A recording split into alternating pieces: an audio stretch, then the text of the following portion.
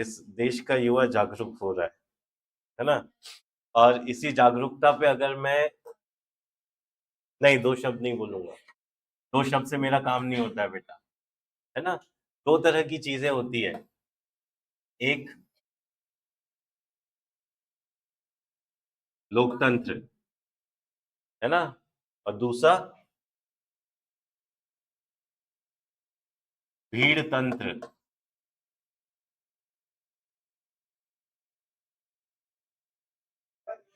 Board नहीं चाह रहा है कि मैं मोबोक्रेसी लिखूं, है ना। बट हमें समझना होगा बेटा कि हम किस ओर जा रहे हैं। क्या हमें डेमोक्रेसी को फोर्स करना चाहिए या डेमोक्रेसी को सजेस्ट करना चाहिए, या फिर हमें इस भीड़ तंत्र पे बात करनी चाहिए। क्योंकि अगर ये सिनारियो बना और यहाँ पे फिर अगर ये छात्र आंदोलन सफल होता है तो फिर इसका मतलब ये होगा कि लोकतंत्र कमजोर होता चला जाएगा। क्यों? क्योंकि फिर जनता ये समझ जाएगी कि भारत जैसे देश में अगर अपनी बातें मनमानी है तो आंदोलन ही करना होगा, बिना आंदोलन के बातचीत नहीं हो। और आंदोलन किसी भी तरीके से सही नहीं है। क्यों? क्योंकि ये कहीं ना कहीं अराजकता को बढ़ावा देगा, that is anarchy. Even if demand is genuine बेटा, बट समझो, मैं ये नहीं कह रहा कि जो मैं ये नहीं कह रहा कि जो रांची में जो छात्र आंदोलन कर रहे हैं वो गलत है, या जो दिल्ली के जंतर मंतर पे जो प्रदर्शन हुआ वो गलत है। ठीक है, with rightful demand they have demanded for something which needs to be done, जो होना चाहिए। ठीक है, बट लोकतंत्र में जो भी सहमति हो या जो भी विचार हो या जो भी निर्णय लिए जाए वो चर्चा और विचार विमर्श के आधार पे होना चाहिए। और वो चर्चा और विमर्श, समझना, लोकतंत्र का मतलब सिर्फ विचार विमर्श नहीं होता है। लोकतंत्र का मतलब होता है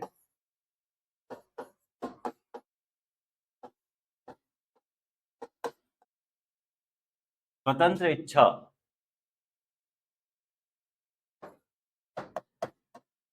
फ्री विल। ठीक है, तो क्या यहाँ पे गवर्नमेंट की फ्री विल है? Answer is no. You are pressurising the government, although it is for the rightful demand. सही चीजों के लिए ही आप सरकार पर दबाव बना रहे हैं। बट क्या हर चीज को लेकर दबाव बनाकर और फिर काम करवाना सही होता है, या फिर शांतिपूर्ण तरीके से आपसी बातचीत विचार विमर्श करके निर्णयों को लिया जाना चाहिए?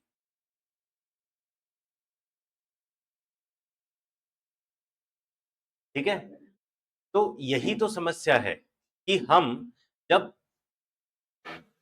नेताओं का चयन करने की बारी आती है तो हम बात करते हैं जाति की, धर्म की, भाषा की, ठीक है, परिवारवाद की, और फिर ये उम्मीद करते हैं कि वो सरकार जो हमने गलत तरीके से चुनी है, गलत आधार पे वोट देकर चुनी है, वो सही काम कर ले। ठीक है, मतलब हम ही गलत नेताओं का चुनाव कर रहे हैं। ठीक है, और फिर वो जब नेता सही काम नहीं कर रहे तो हम ही उनके खिलाफ आंदोलन कर रहे हैं। तो ज्यादा बेहतर स्थिति क्या है बेटा? मतलब कल को तो फिर ये हो जाएगा कि तुम लोग जैसा चाह रहे हो वैसा अगर मैं ना पढ़ाऊं तो फिर तुम लोग मेरे खिलाफ धरना प्रदर्शन करना शुरू कर दोगे, है ना। हो, हो सकता है। नहीं, एप्लीकेशन वाली बात नहीं, धरना प्रदर्शन वाली बात, कि सर को क्लास में नहीं आने दिया जाएगा, है ना। कि क्या ये सही है? नहीं, उसके लिए एक प्रॉपर प्रक्रिया है, प्रॉपर मैकेनिज्म है जिसके जरिए आप अपनी मांगे, आप अपने विचार सरकार के समक्ष रख सकते हैं।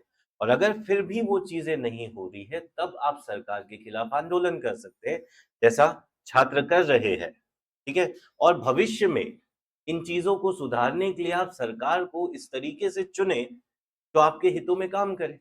मतलब अगर इतना सब होने के बाद भी अगर तुम उसी पार्टी को, उसी व्यक्ति को दोबारा चुन रहे हो तो फिर बेटा मेरे अनुसार गलती पार्टी की नहीं है, गलती तुम्हारी। ठीक है।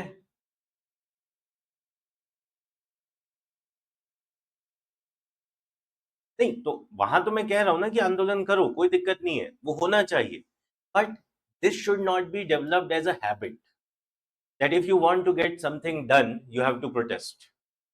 ठीक है, वो एक अनार्की क्रिएट करेगा बेटा। ठीक, ये चीज तो ये थोड़ा सा एक डर या शंका का माहौल है या वातावरण है कि हमारा देश जा किस ओर रहा है, इस ओर या इस ओर। क्योंकि अगर सीजेपी प्रोटेस्ट शायद सक्सेसफुल नहीं होता तो झारखंड में ये प्रोटेस्ट शुरू भी नहीं होता। ठीक है, बट एक अगर वो जो कहते हैं ना पेंडोरा बॉक्स ओपन हो जाए where one event leads to successive events, और अगर ये झारखंड वाला आंदोलन भी सफल हो गया तो यू नेवर नो, और कहीं किसी देश के किसी और कोने में एक नया आंदोलन शुरू हो जाए, इसका मतलब फिर देश संसद में नहीं सड़कों पे चलेगा। ठीक है, और फैसले सड़कों पर लिए जाएंगे या फिर फैसले,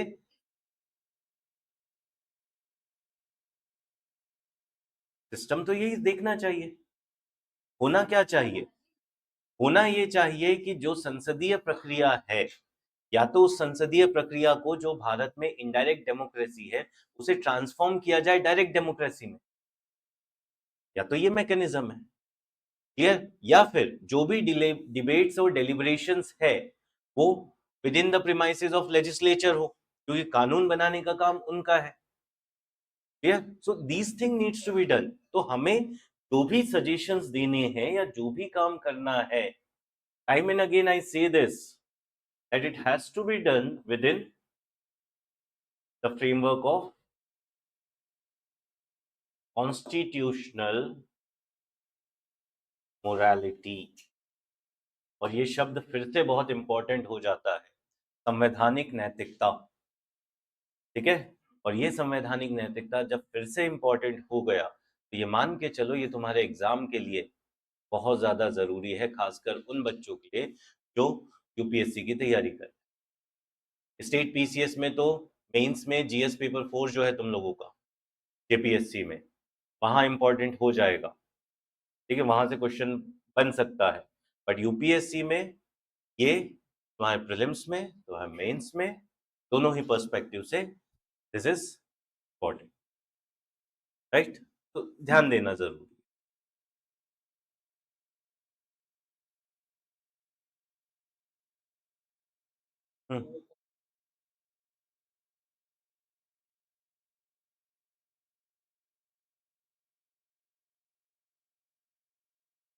बेटर है, ठीक है, तो बेटर है कि आंदोलन करने की बजाय बेटा राजनीति में प्रवेश करो, चुनाव लड़ो, वो ज्यादा बेहतर है।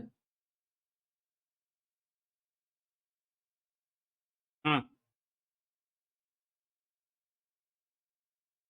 नहीं वो डेमोक्रेसी में जाएगा बेटा, बट अगर वहां पे प्रदर्शन इस तरीके से कर दिया जाए कि सरकार बाध्य हो जाए, एक दबाव समूह के रूप में काम करना शुरू कर दे, तो फिर दिक्कत है। ठीक है, तो there is limit for everything.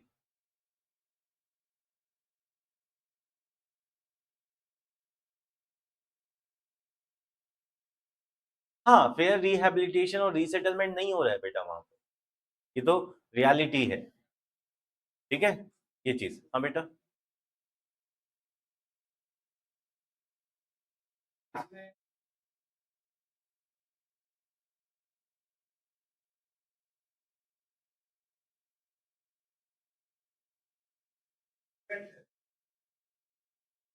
Hmm. Hmm.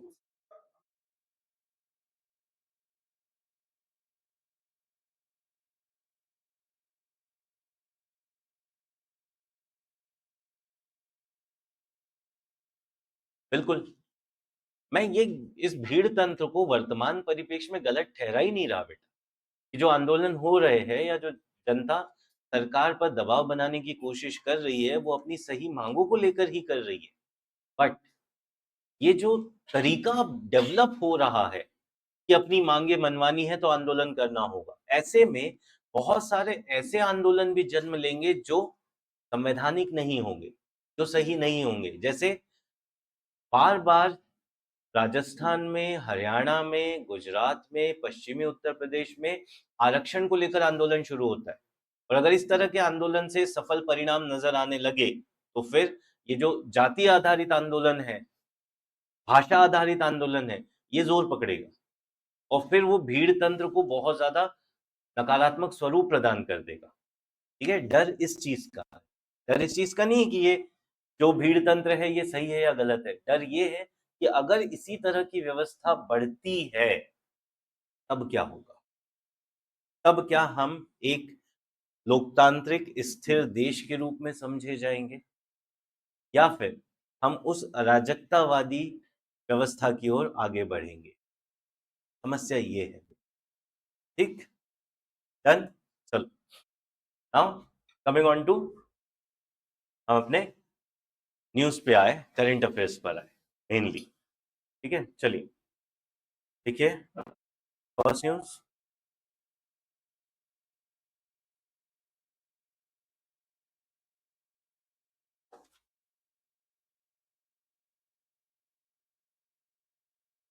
Glow lake, glow झील क्या है बेटा ये? अब समझ लो बेटा एक चीज, बार बार ये रामसर रामसर रामसर न्यूज में आ रहा है ना। पिछले कुछ समय में ही हमने ही काफी सारी रामसर साइट्स क्लास में ही पढ़ी है। 100th रामसर साइट कौन सी थी एग्जैक्टली कौन बताएगा? बोलो बेटा।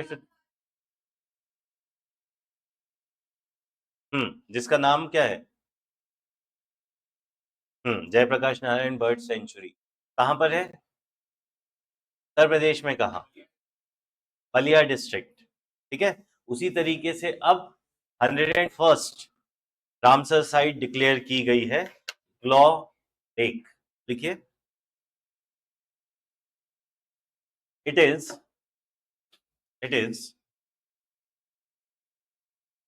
First Ramsar site, first Ramsar site of Arunachal Pradesh, first Ramsar site of Arunachal Pradesh. Overall, overall India's 101st, overall India's 101st। ठीक है, यह अरुणाचल प्रदेश की, अरुणाचल प्रदेश की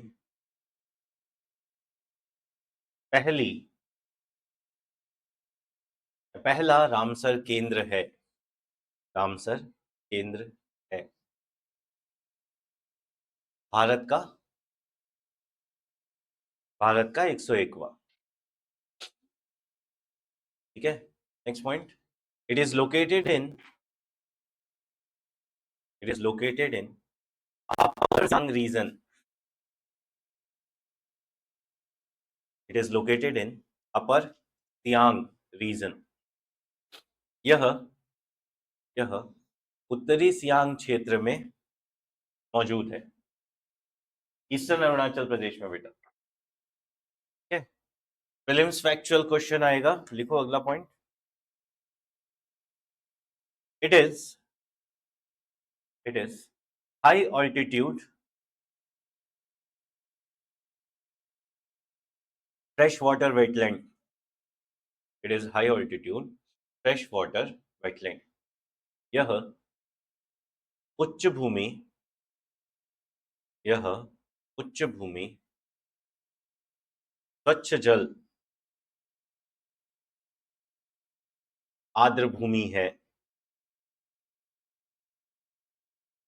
अब यहां से एक चीज दिमाग में आ रही है, तो पूछ सकता है कौन कौन से वेटलैंड जो अभी पिछले 2 सालों में डिक्लेयर हुए हैं उसमें से फ्रेश वाटर कौन कौन सा है और सॉल्ट वाटर कौन कौन सा है, ये डिफरेंशिएशन कर लेना। ठीक है, तो पिछले कुछ करंट अफेयर्स में जो हमने रामसर साइट्स पढ़ी है उसमें कौन कौन से फ्रेश वाटर है और कौन कौन से सॉल्ट वाटर है। ठीक है, क्योंकि पूछ सकता है Which of the following is a freshwater wetland? ठीक, next point.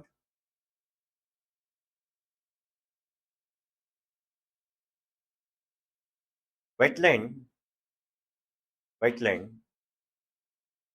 provides ecological as well as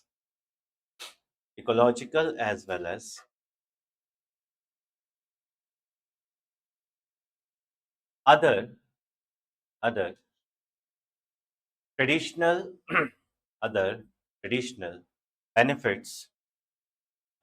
traditional benefits for the people in the area. For example, flood control. में लिखेगा यह पर्यावरणीय लाभ के साथ साथ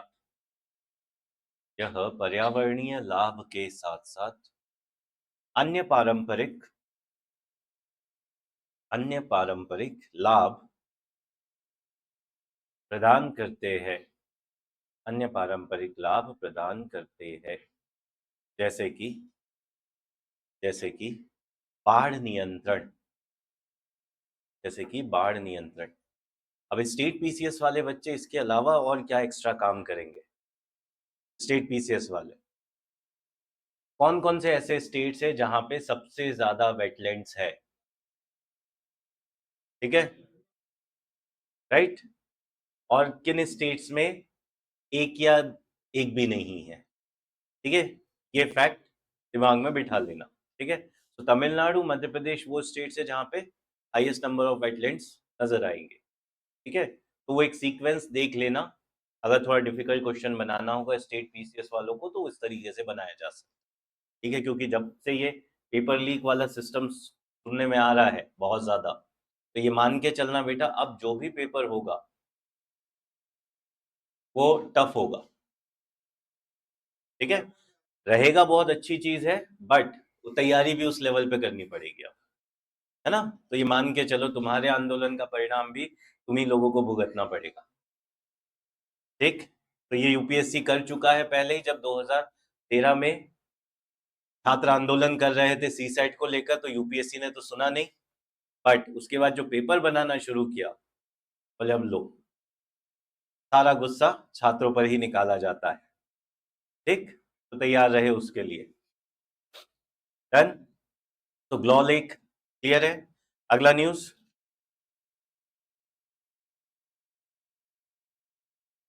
हिमालयन सीरो।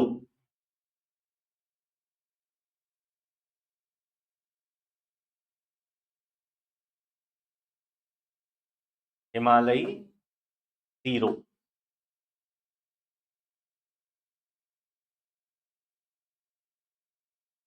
ठीक है, देखिए, इट इज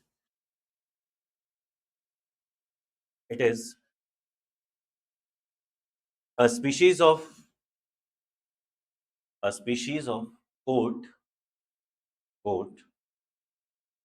recently cited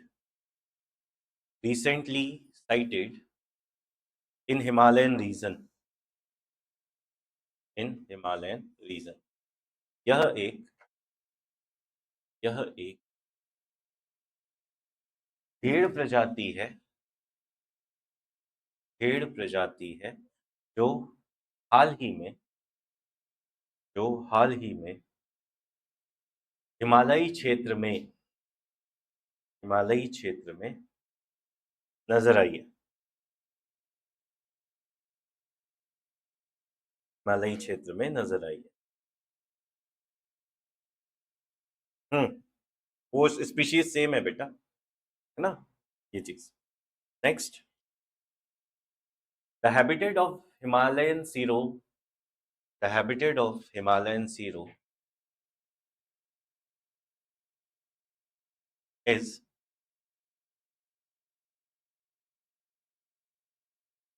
इस जानवर का हिंदी में प्राकृतिक आवास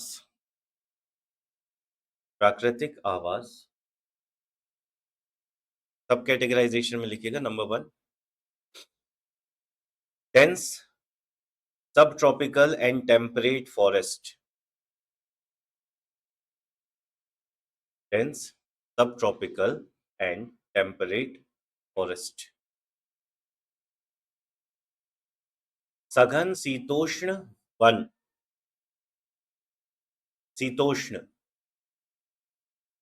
वन। अगला इसी का sub point, altitude. Altitude between 2000 to 4000 metre. Altitude between 2000 to 4000 metre.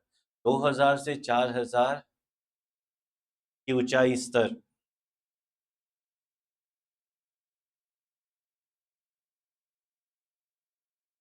दो हजार से 4000 की ऊंचाई स्थल, ये जो सघन वन है, मीटर। ठीक है। उसके बाद prelims facts, IUCN status. IUCN status vulnerable. IUCN का जो दर्जा है, रेड डेटा बुक मैंने होमवर्क दिया था, कर लिया है? नहीं ना। आईयूसीएन का जो स्टेटस है वो है वल्नरेबल। ठीक है, हिंदी में लिख लो बेटा, वल्नरेबल, संकट पूर्ण। संकटपूर्ण। Wild life protection act status, WPA status, schedule 1। Schedule 1 वन्य जीव संरक्षण अधिनियम के अंतर्गत अनुसूची 1 में शामिल है। और अगर कोई भी जीव अनुसूची 1 में शामिल होता है, इसका मतलब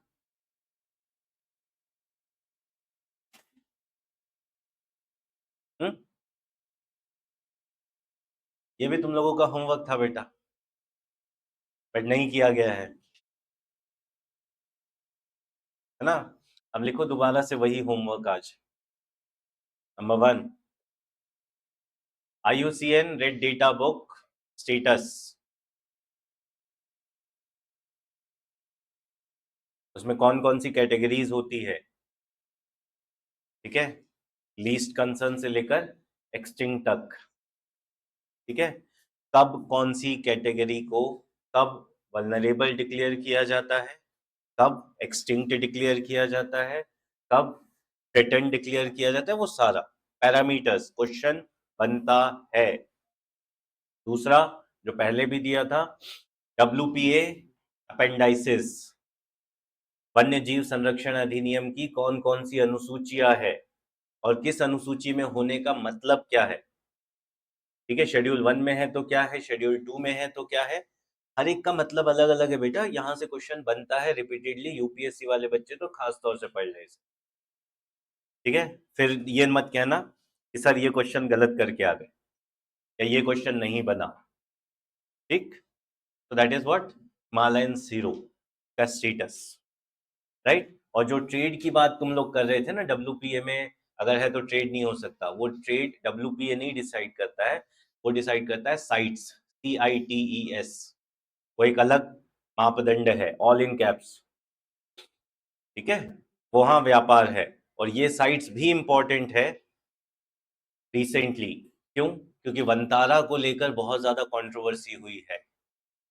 वंतारा पता है ना क्या है? हम्म, है ना, एक व्यक्ति का प्राइवेट जू ऐसा कहा जा रहा है उसे, है ना।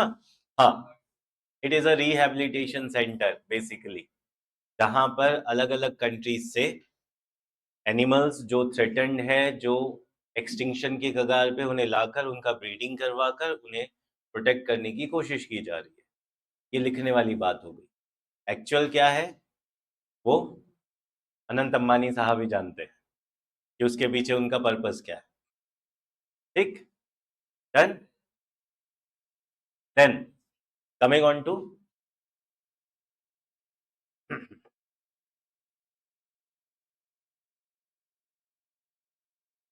Parliamentary session.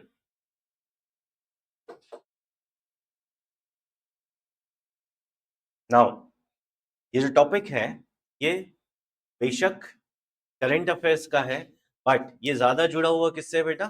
हमारे स्टैटिक पोर्शन से। Clear? Static portion GS paper 2 इन यूपीएससी, जीएस पेपर 4 इन जेपीएससी। ठीक है, अब सबसे पहला सवाल, कितने तरह के सेशंस होते हैं? 3, है ना? शाबाश। कौन कौन से बेटा? कौन कौन से? मॉनसून, बजट सेशन और विंटर सेशन, है ना? हाँ, बस यही तो गड़बड़ कर जाते हो ना। 2 तरह के सेशंस होते हैं, मैं बार बार बताता हूँ क्लासेस में, है ना, कि सेशंस 2 ही तरह के हैं बेटा। एक रेगुलर सेशन जिसे नियमित सत्र कहते हैं, और दूसरा स्पेशल सेशन, विशेष सत्र होता है। सत्र 2 ही तरह के, ठीक है? रेगुलर सेशन कौन से sessions? Which are conducted on regular basis, वो सत्र जो नियमित रूप से आयोजित करवाए जाते हैं, वो रेगुलर सेशन होंगे। ठीक है, अब इन रेगुलर सेशन में कितने सेशंस होते हैं साल में? 3, है ना? बजट, मॉनसून और winter.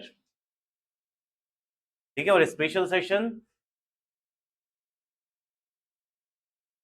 Which are called for special purpose, जो किसी विशेष कार्य के लिए आयोजित किया जाए वो कहलाएगा विशेष सत्र। तो नियमित रूप से 3 ही सत्र होते हैं, और ये संवैधानिक है या नहीं है? ये 2 तरह के सत्र, is it mentioned in the constitution? Answer is no. ठीक है, ये दोनों ही तरह के सत्रों का उल्लेख संविधान में नहीं है। तो फिर संविधान में दिया क्या हुआ है बेटा?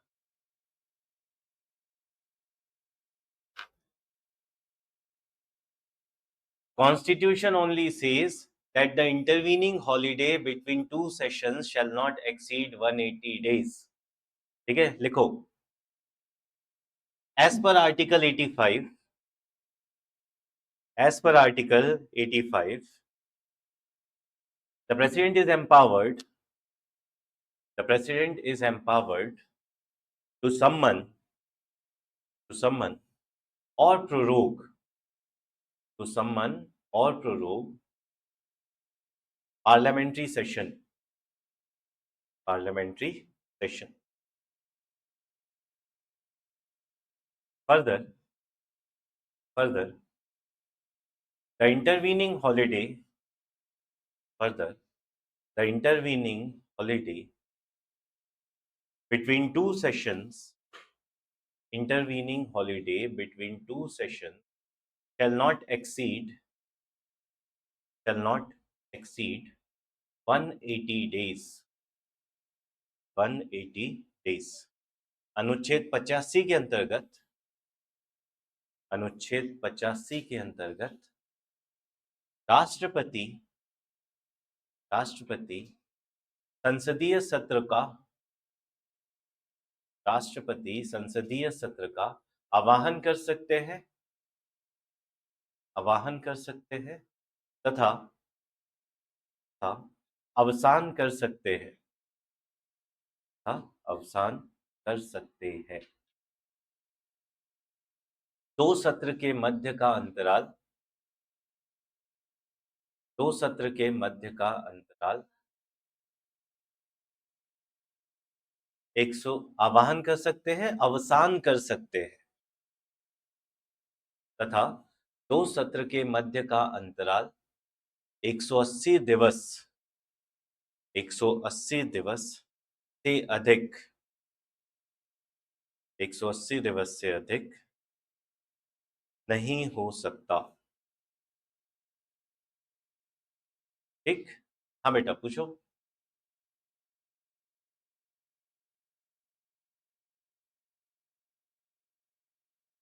Joint session is not a special session बेटा, ठीक है। स्पेशल सेशन मतलब जहां पूरा का पूरा पार्लियामेंट का जो सेशंस कंडक्ट करवाया जाएगा वो किसी विशेष कार्य के लिए करवाया जाएगा। ठीक है, अब वो ज्वाइंट भी हो सकता है, सेपरेट भी हो सकता है। ठीक है, ये चीज, वो ज्वाइंट सेशन नहीं है जो आप बात कर रहे हो, दैट इज ज्वाइंट सिटिंग। ठीक है, ज्वाइंट सिटिंग वो होता है जहां पे लोकसभा और राज्यसभा एक साथ बैठते हैं किसी मैटर को डिसाइड करने के, वो सेशन नहीं है। सेशन वो कंटिन्यूअस पीरियड है जहां पे पार्लियामेंट डेली बेसिस पे काम करती है। ठीक है, और ज्वाइंट सिटिंग 108। ठीक, ये चीज, और ज्वाइंट सिटिंग कॉल करने का पावर भी किसके पास है? प्रेसिडेंट के पास। और ज्वाइंट सिटिंग प्रिसाइड कौन करता है? लोकसभा स्पीकर। और अगर वो नहीं हो तो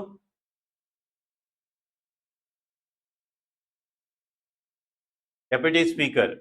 और दोनों नहीं हुए तो वाइस चेयरमैन ऑफ राज्यसभा, है ना?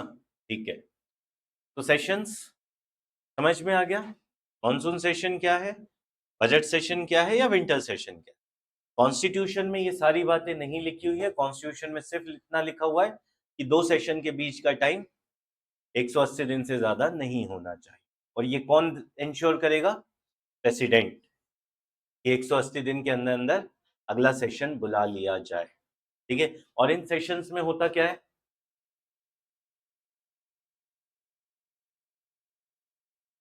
What happens in these sessions? There are three durations. We have discussed it. है ना? अब तुम लोगों को, जिन लोगों ने नहीं पढ़ रखा है वो टेंशन ना ले, हो जाएगा। बट जिन लोगों ने पढ़ रखा है वो रिवीजन कर ले। क्वेश्चन आर, प्रश्नकाल होता है, उसके बाद शून्यकाल होता है, और उसके बाद बिजनेस ऑफ द डे, दिवस की कार्रवाई होती है। और उस दिवस की कार्रवाई में संसद द्वारा विभिन्न प्रस्तावों पर, विभिन्न विषयों पर चर्चा करके निर्णय लिया जाता है। Clear? So this is what we are suppose to remember this. ठीक है, और इस पार्लियामेंट्री सेशन में जो मॉनसून सेशन चल रहा है, इसमें कुछ महत्वपूर्ण बिल पास हुए हैं। ठीक है, कौन सा? कल पास हुआ है ना? है ना? डिजिटल ट्रांजैक्शंस वाला, है ना? एक डिजिटल ट्रांजैक्शंस वाला बिल पास हुआ है। दूसरा, ये जो पेपर लीक को लेकर एक बिल पास हुआ है। ठीक है, और एक और बिल पास हुआ है रिलेटेड विद टैक्सेशन। ठीक है, तो there are multiple bills which has been pass, but एक बहुत ही अच्छा इंसिडेंट सामने नजर आया। A bill has been passed by parliament within 3 minutes. मतलब 3 मिनट के अंदर अंदर लोकसभा ने बिल पास कर दिया। ठीक है, अब डिस्कशन कितना हुआ होगा, कितना नहीं हुआ होगा, ये आप लोग भी जानते हैं। ठीक है, और बिल पास करने की प्रोसीजर क्या है?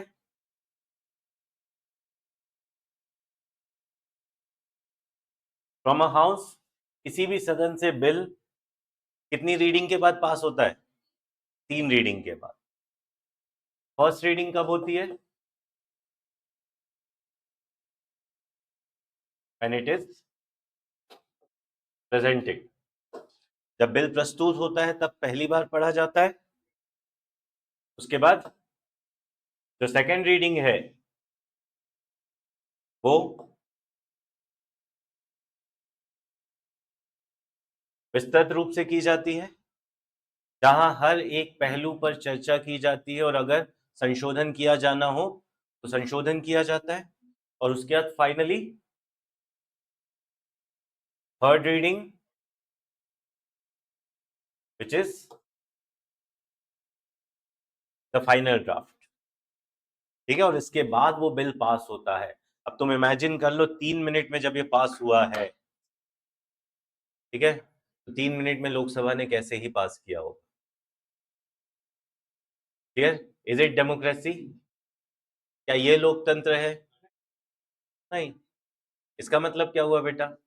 ना तो संसद में लोकतंत्र है, ना संसद के बाहर लोकतंत्र बचा है। तो कहीं ना कहीं इस देश में लोकतंत्र खतरे में है।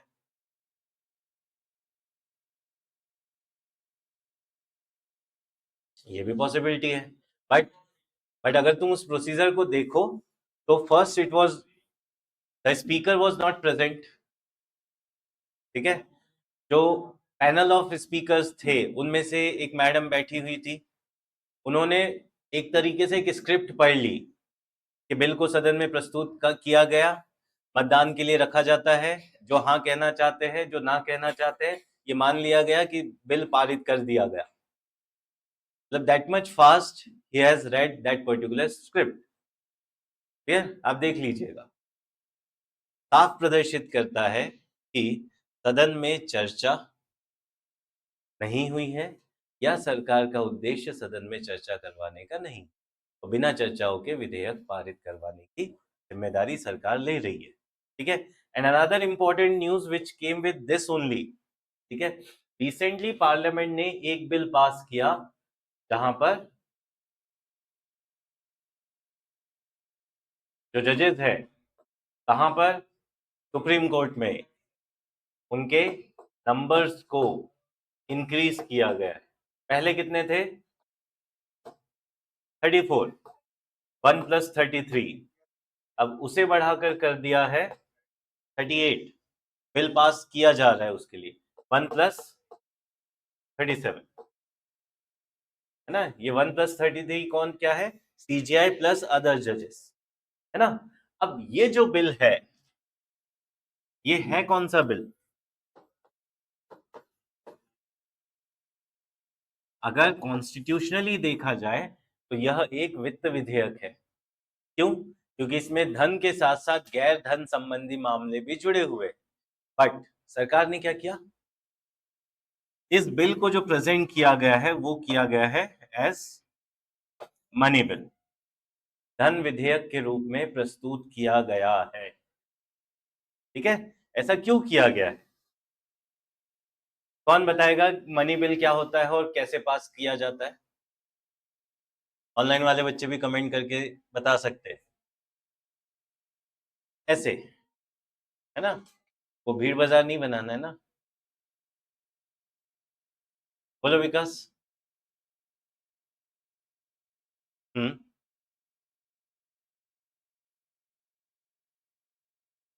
हम्म। उसके अलावा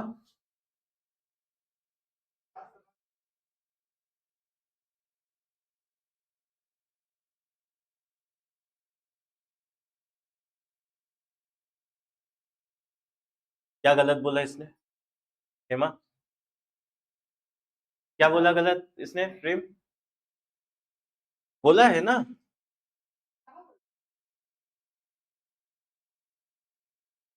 जो इसने गलत बोला है वो ये है कि राज्यसभा संशोधित कर सकता है, नहीं कर सकता, ठीक है। सबसे पहली चीज मनी बिल को लेकर, राष्ट्रपति की पूर्व अनुमति की आवश्यकता होती है। हाँ, ठीक है। सिर्फ लोकसभा में प्रस्तुत किया जा सकता है, ठीक है। राज्यसभा के पास अधिकतम समय 14 दिवस का, 14 डेज, इससे ज्यादा राज्यसभा मनी बिल को नहीं रख सकती। क्या राज्यसभा के पास मैक्सिमम पावर के रूप में क्या है मनी बिल के रूप में? सलाह दे सकती है संशोधन का, सुझाव दे सकती है। It can only suggest amendment. Rajya Sabha धन विधेयक पर संशोधन नहीं कर सकती, और अगर वो संशोधन का सुझाव देती है तो सुझाव अंतिम रूप से किसके पास जाएगा? लोकसभा के पास। लोकसभा चाहे तो उन सुझावों को मंजूर करे या फिर नामंजूर कर दे, दोनों ही स्थिति में लोकसभा की ही मानी जाएगी। क्लियर? और उस परिप्रेक्ष्य में अगर लोकसभा पारित करके उसे राष्ट्रपति के पास भेज देती है तो राष्ट्रपति उस पर हस्ताक्षर करने के लिए बाध्य होते हैं। It is binding on president to sign a money bill. Clear? अब क्योंकि ये फिर से न्यूज में आया है मनी बिल, तुम लोगों के लिए इंपॉर्टेंट हो गया। नाउ द क्वेश्चन इज कि इस बिल को मनी बिल क्यों डिक्लेयर किया? क्योंकि राज्यसभा में अभी भी वो मेजॉरिटी नहीं है रूलिंग कोलिशन के पास। क्लियर? कि फाइनेंशियल बिल अगर होता तो फाइनेंशियल बिल को रिजेक्ट किया जा सकता है राज्यसभा द्वारा, मनी बिल को रिजेक्ट नहीं किया जा सकता। पहला रीजन। दूसरा रीजन, अगर मनी बिल के रूप में जाता है तो वो शुरू किया जाएगा लोकसभा से और क्रेडिट लेगी लोकसभा, और लोकसभा में majority party ruling coalition. Clear? Rajya Sabha में ऐसा कोई सिनारियो नहीं है। तो first to take the credit, second to not allow any type of interference from Rajya Sabha, कि राज्यसभा किसी भी तरह का कोई हस्तक्षेप ना करे, ठीक है, और सरकार उसका पूरा श्रेय ले सके, इसीलिए इसे धन विधेयक के रूप में पारित किया गया है, प्रस्तुत किया गया है। और कौन निर्धारित करता है कि कोई विधेयक धन विधेयक है या नहीं है? लोकसभा का अध्यक्ष, speaker of Lok Sabha, right? And the decision of speaker is final and binding and it can not be challenge in a court of law. ठीक है, उसे किसी भी न्यायालय में चुनौती नहीं दी जा सकती। ठीक है, ये फैक्ट है। अब यहां पे टेक्निकलिटीज क्या है वो भी सुन लो।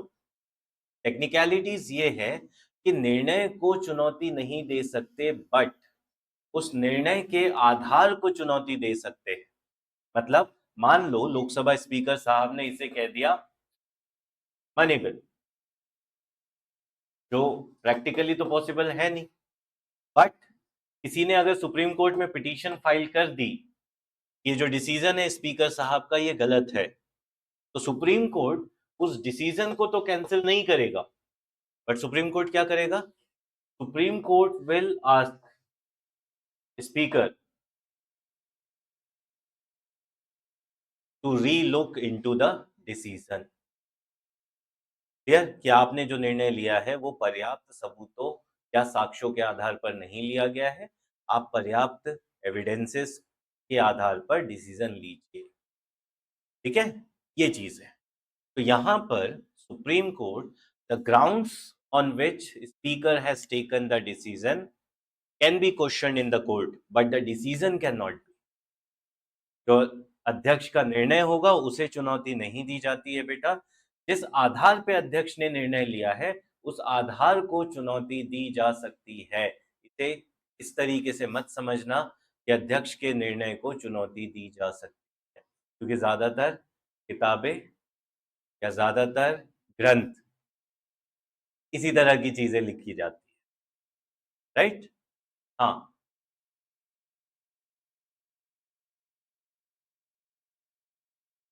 जुडिशियल रिव्यू तो हर चीज पे हो जाएगा बेटा, जुडिशियल रिव्यू को लेकर डाउट है ही नहीं। ठीक है, तो हर वो कानून, हर वो आदेश जो कार्यपालिका अथवा विधायिका द्वारा दिया गया है उसे संवैधानिक रूप से चुनौती दी जा सकती है और उसकी समीक्षा की जा सकती है। ठीक, अनकॉन्स्टिट्यूशनल डिक्लेयर हुआ, खत्म हो जाएगा। जैसे ही वो एक्ट बनता है बिल तो चैलेंज नहीं होगा बेटा। हाँ, तो पहले जब तक वो नहीं हो जाता, पूरा प्रोसेस कंप्लीट नहीं हो जाता, तब तक सुप्रीम कोर्ट इंटरफेयर नहीं करेगा, हस्तक्षेप नहीं कर सकता। एक बार वो पूरी प्रक्रिया पूर्ण हो जाए, वो अधिनियम बन जाए, उसके बाद न्यायालय में चुनौती दी जा सकती है और फिर न्यायालय उस पर कार्रवाई कर सकता है। अभी सिर्फ लोकसभा से पास हुआ है ना, फिर राज्यसभा जाएगा, राज्यसभा से पास होगा फिर राष्ट्रपति के पास जाएगा, फिर राष्ट्रपति उस पर हस्ताक्षर करेगा।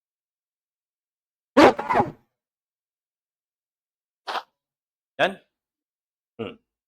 तो that is about parliament session जो न्यूज में। तो आपको समझना होगा, जैसे मैं बार बार एक चीज कहता हूं, इस करंट अफेयर्स क्लासेस का मतलब सिर्फ ये नहीं है कि तुम लोगों के लिए रेडीमेड मटेरियल प्रोवाइड किया जाए, है ना।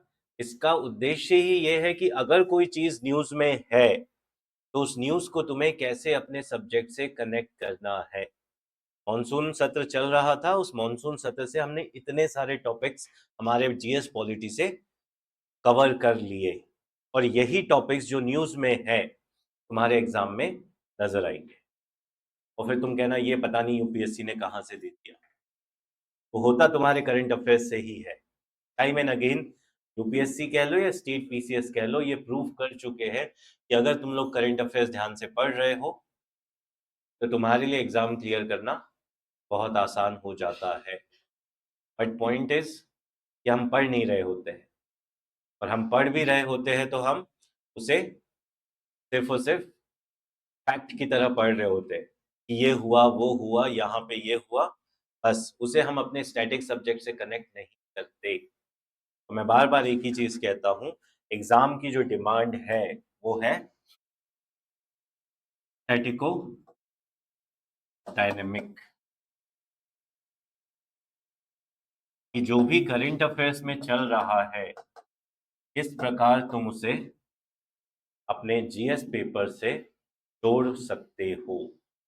और अगर ये काम कर लिया बेटा तुम लोगों ने, तो ये मान के चलो तुम्हारे लिए सिर्फ प्रीलिम्स नहीं, मेंस और पूरा का पूरा एग्जाम क्लियर करना कंपैरेटिवली बाकी बच्चों के तुलना में इजी हो जाएगा। फिर ये काम करना पड़ेगा, है ना। न्यूज़पेपर पढ़ना तो अभी तक तुम लोगों ने शुरू नहीं किया है। कितने बच्चे हैं जिन लोग रेगुलरली पढ़ रहे हैं, ये देख लो।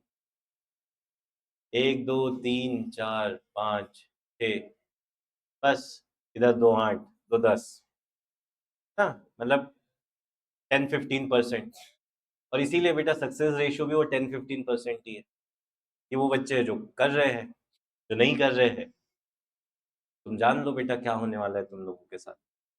ठीक है, कड़वी बात है बट सच है। ठीक, चलिए अगली स्कीम और अगला इंपॉर्टेंट फैक्ट।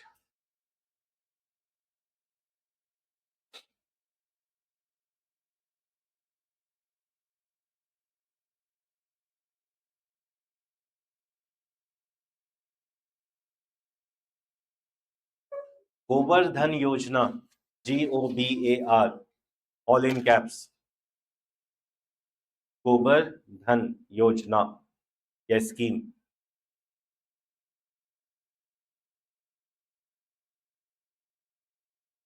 देखिए इसमें, it was launched by government, it was launched by government to convert organic waste into wealth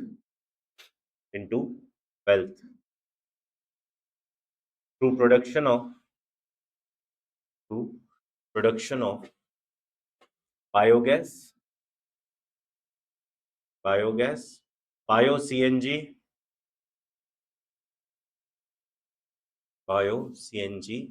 and organic manure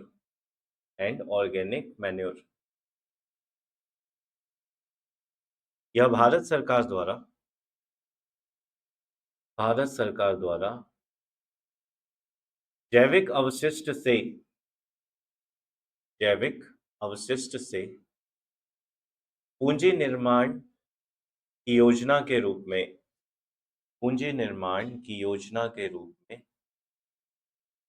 आरंभ किया गया है, जिसका उद्देश्य बायोगैस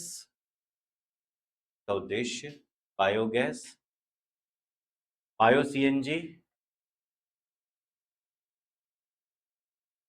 और जैविक खाद का निर्माण करना है।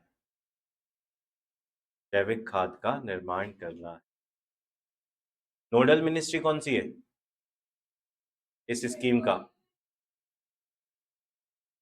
नोडल मिनिस्ट्री लिखो,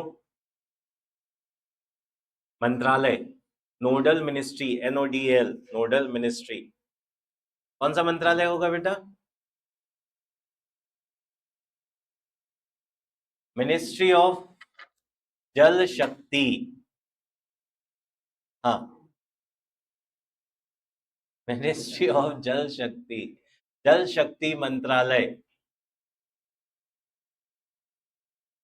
ठीक है, हाँ बस ऐसे ही क्वेश्चन पूछा जाएगा, क्योंकि सिंपली गोवर्धन स्कीम है, बायोगैस है, तो दिमाग में क्या क्लिक करेगा? पेट्रोलियम मिनिस्ट्री है ना, या फिर रिन्यूएबल एनर्जी हो सकता है। ठीक है, बट जल शक्ति है।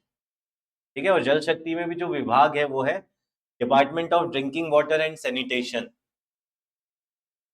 पेयजल तथा स्वच्छता विभाग, जल शक्ति मंत्रालय के अंतर्गत।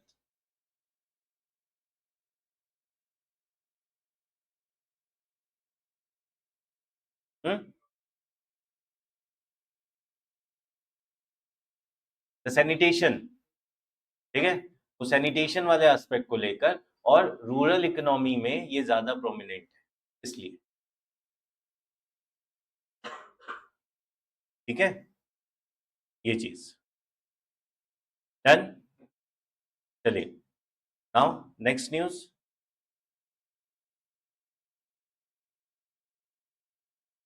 Global liveability index, global liveability index,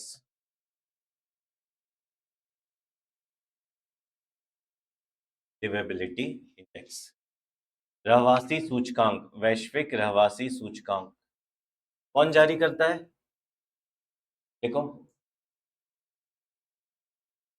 it is released annually, it is released annually by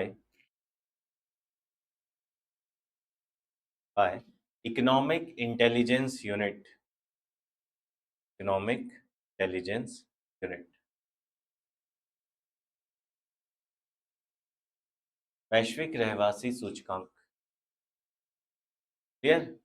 कुल मिला के अगर मैं सिंपल लैंग्वेज में समझाऊं तो ये जो ग्लोबल लिवेबिलिटी इंडेक्स है, ये बताता है कि विश्व में ऐसे कौन से शहर है जो रहने लायक है। ठीक है, डिफरेंट पैरामीटर्स पर। तो total of 30 parameters are there, इसके बेसिस पे ये 30, ये 30 मानकों पर ये सूचकांक बनाया जाता है और कुल मिला के 173 शहरों को इस सूची में शामिल किया गया है। ठीक है, ऑल अक्रॉस द ग्लोब 173। ठीक है, और country with best rank Copenhagen, Denmark. ठीक है, और इंडिया की बेस्ट सिटी न्यू दिल्ली 120। हाँ, New Delhi is the best city to live in India with 120th rank out of 173, है ना। और अगला नंबर है मुंबई का 121। ठीक है, चेन्नई 123, बेंगलुरु 127। ठीक है, बेस्ट सिटी कोपेनहेगन नंबर 1 है, उसके बाद वियना नंबर 2, फिर ऑस्ट्रेलिया की शहर है। डन। इंडिया का नहीं है थैंकफुली, है ना, तो वो याद रखने की जरूरत नहीं है। तो फर्स्ट इज इंपॉर्टेंट, इंडिया की कौन कौन से प्रमुख शहर जो है उसमें सबसे बेटर कौन सा है। तो दिल्ली इज ऑलवेज बेटर, मैं पहले ही कहता हूँ, है ना, दिल्ली से बढ़िया शहर नहीं है। बढ़िया प्रदूषण है, आराम से रहो उस प्रदूषण में। ठीक है,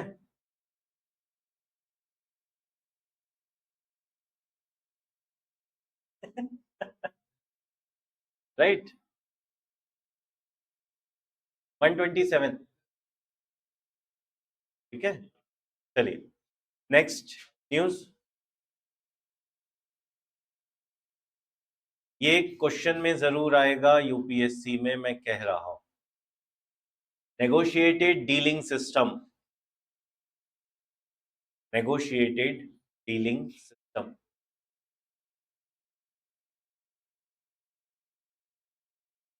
नेगोशिएटेड डीलिंग सिस्टम, विपणन देखिए, विचारणीय विपणन व्यवस्था, नेगोशिएटेड डीलिंग सिस्टम।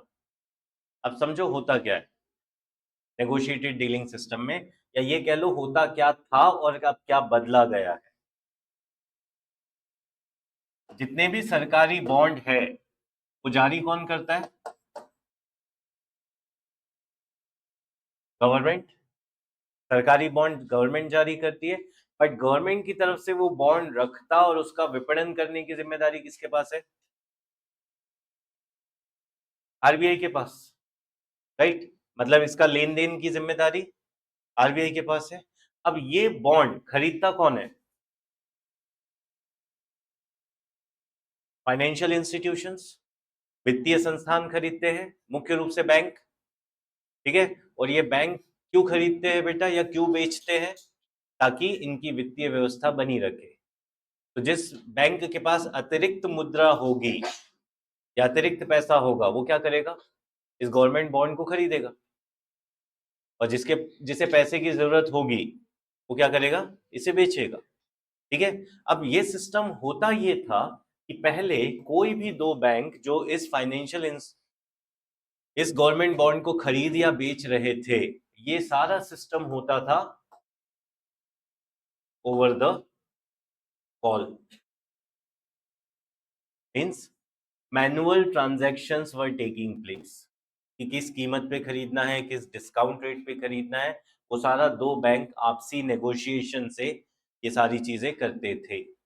अब आरबीआई ने क्या कर दिया? एक नेगोशिएटेड डीलिंग सिस्टम इनिशिएट कर दिया, जिसको पूरी तरीके से कर दिया गया है इलेक्ट्रॉनिक, सो दैट ये जो ओवर द कॉल वाला फैसिलिटी है ये खत्म कर दिया, so that transparency can be brought into these transaction. इस तरह के लेन देन में पारदर्शिता स्थापित करने के लिए ई गवर्नेंस मॉडल के रूप में इसे इंट्रोड्यूस किया गया है, ताकि किसी भी तरीके से जो भी बैंकों के बीच सरकारी बॉन्ड को लेकर वित्तीय लेन देन हो, वो वित्तीय लेन देन पारदर्शी रूप से की जा सके, ठीक है। That is negotiated dealing system. Clear? लिख लीजिए। इन जून 2026, in June 2026, RBI has released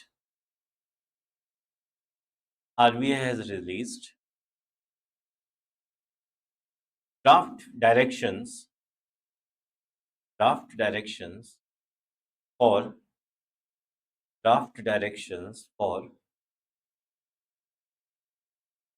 sell and purchase of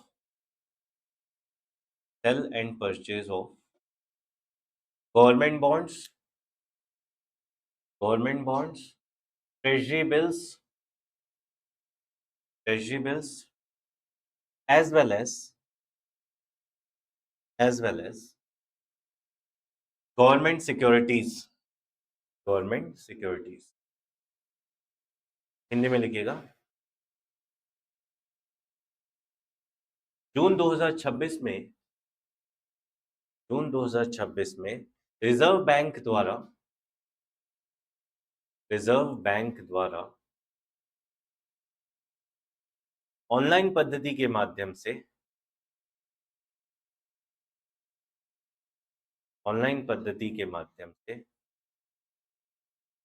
विपणन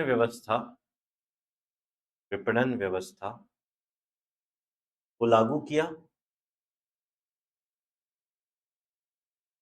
जिसके अंतर्गत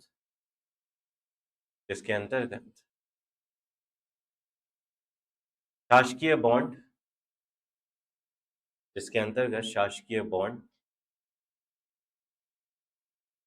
ट्रेजरी बिल तथा सरकारी प्रतिभूतियां डिजिटल माध्यम से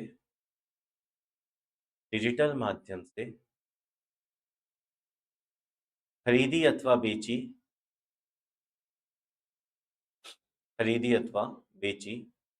जा सकती है,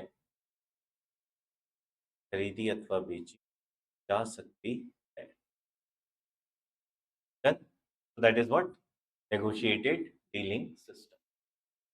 Clear? So कितना न्यूज हो गया आज का? चलिए, sufficient for the day.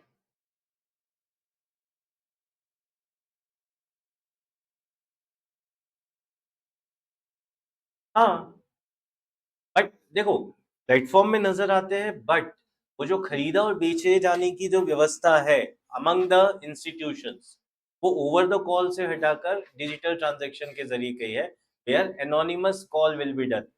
देखो अभी क्या होता है, मान लो एसबीआई को खरीदना है, पीएनबी को बेचना है, तो एसबीआई पीएनबी से बात करेगा और दोनों मिलके प्राइस सेट करेंगे, ये चीज। अब सिस्टम क्या हो जाएगा, कि अगर एसबीआई को बेचना है तो वो इस पोर्टल पे बोल देगा कि मुझे इतने बॉन्ड बेचना है, इतने रुपए के हैं, ठीक है। अब जिस भी बैंक को खरीदना होगा वो उस पोर्टल से खरीद लेगा। वो जो दो बैंकों के बीच का जो पर्सनल कनेक्शन है वो खत्म कर दिया गया, ताकि किसी भी तरह का मिसमैनेज या करप्शन जैसी सिनारियो ना हो। ये चीज फैसिलिटी तो अभी भी अवेलेबल है, ठीक है, पब्लिक भी खरीद सकती है। बट ये जो इंटर ट्रांजेक्शन हो रहे हैं ये अब डिजिटल तरीके से एक एनोनिमस ट्रांजेक्शन के जरिए किए जाएंगे, ठीक है, ये चीज। हाँ, आप लोग भी खरीद सकते हैं। हाँ, वो प्लेटफॉर्म पर। हाँ, डन, ठीक है।